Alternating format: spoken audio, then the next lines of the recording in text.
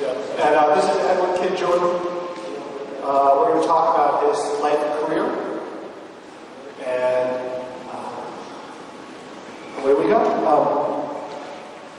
Let's just start off from the beginning. What's your first musical memory? My first musical memory was me trying to play on one of my cousin's saxophones. I had asthma when I was a kid and my mother didn't want me to play. And he had a C-melody saxophone in his house. And he had a tenor. C-melody had gone out of existence when I was a kid. I mean, some people play it. I still have one. I love it. But I was in there trying to play on the saxophone. And he really made some noise. And he was taking lessons. He could play a little bit. So he said, man, I'm going to teach you how to play this melody. If you really want to play that thing, I'll teach you. So I started taking, he was a kid. He was like maybe 2-3 years older than me. How old were you at the time? I was in elementary school somewhere. 6th or 7th grade, maybe 5th or 6th grade.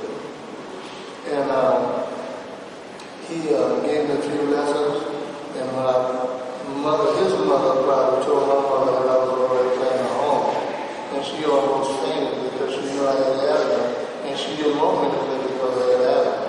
But I was so bent on playing, so she decided to let me play, and then she bought me a saxophone when I was in my 8th grade. I started taking lessons from a professional musician who was in my community in Crowley, Louisiana. Yeah, so you grew up in Crowley, which is midway between Lafayette and Lake Charles? Right, exactly. That's a good. It was closer to Lafayette and Lake Charles.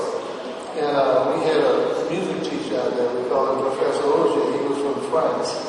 And he taught all the kids, black and white, in that area. In fact, he was a Frenchman from, I guess he came from Canada, but he taught all the kids black and white in the area.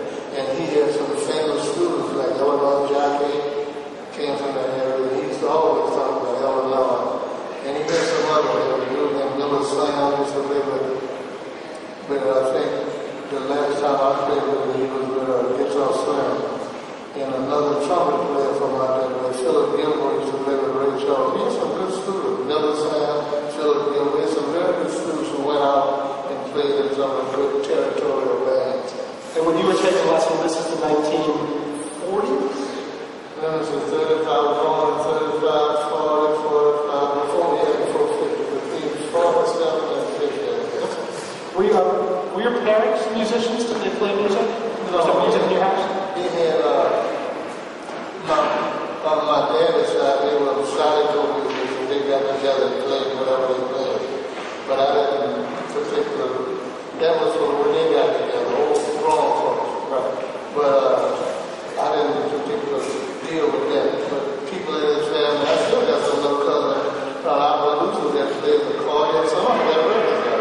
They played that Zydeco music. I've always been around Zydeco music, but I never been a part of Zydeco music. Just didn't interest you? It just didn't interest me. Like people like now ask me, there's some music that I've been around all my life.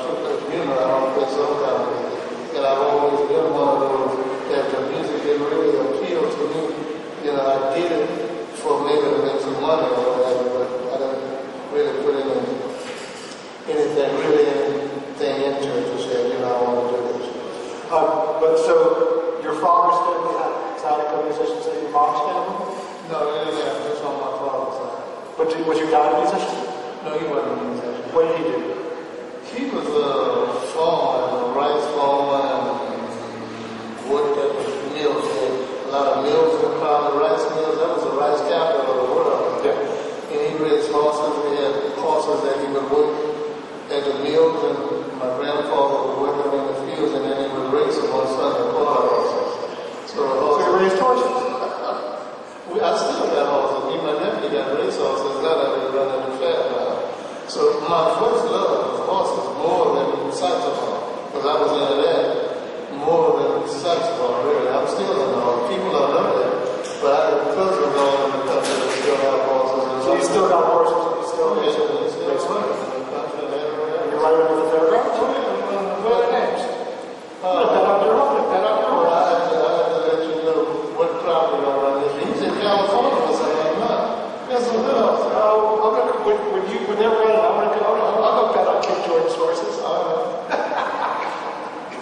they don't always win, but every now and then we love to get something.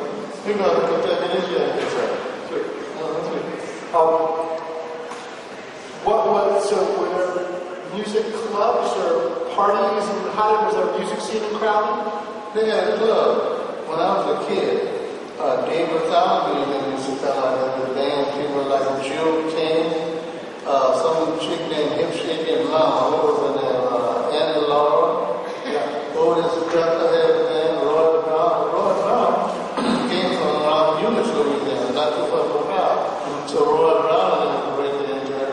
But I was too young to go to the club, but I was at the window looking at Randy at a window in the club, and I was ready to that window. Now, June Jordan, he was still living. I remember June was a teenager coming out to, June was the first musician I knew from Jordan. He was a teenager playing in some of those bands, and they had a window right at the back, and a drummer would sit by the window, and I used to talk to June through the window. June was a kid, I was like, June was about 18 or 19 maybe, and I was maybe about 15 or 14, something like that. So I'd be talking to him, and he'd come through, had a guy named Snowball, Quincy Snowball. Used to bring all them blues bands through, and Gabe Brown and all them kind of people. A lot of bands, T-Bone Walker, a lot of the blues bands used to play all the chitlets, like chitlets, like Lake Charles, Crowley, Lafayette, Eunice, all that territory. I mean, I think you're pretty centrally located between New Orleans and Houston. Right. So a lot of people come through. And then a lot of people I had people in Houston and Beaumont. So I used to catch some bands in Houston and Texas too. And in Beaumont and Houston when I was a kid. Beaumont has some music. Beaumont has good. Yeah, you know, the place where the Winter Brothers come from. I remember seeing, they had a club in Beaumont, I forgot, but this when I was about 18 or 19, and they used to bring all kinds of bands.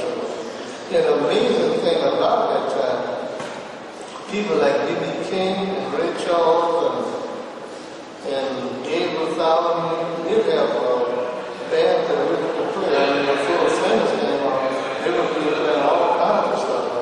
I mean, hit stuff, you know, that what we call jazz. They were doing that, some of the blues cats, and it was really good. But getting back to that teacher that I had, his most famous student was Eleanor Jacquet. So he used to always talk about that.